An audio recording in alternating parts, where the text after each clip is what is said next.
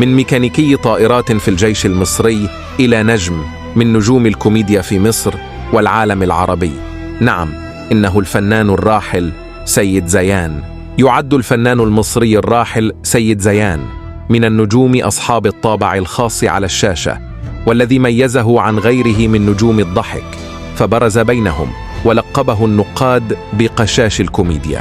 سيد زيان ظل مريضا لسنوات قبل أن توافيه المنية، حيث أصيب بالشلل، وكانت وفاة نجله أيمن، والذي رحل بعد تناوله جرعة مخدرات زائدة في جلسة مع أصدقائه لها تأثير سلبي عليه، فأصيب والده بالحسرة بعد وفاته، وبدأت مرحلة تدهوره الصحي.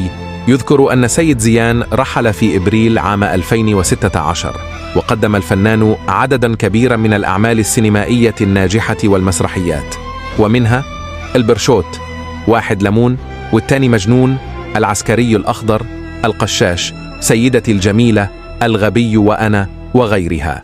ابنة سيد زيان في ذكرى وفاته دائما ما تطلب من كل جمهوره بالدعاء له بالرحمة، وأيضا طلبت الدعاء لشقيقها الراحل أيمن سيد زيان بالرحمة.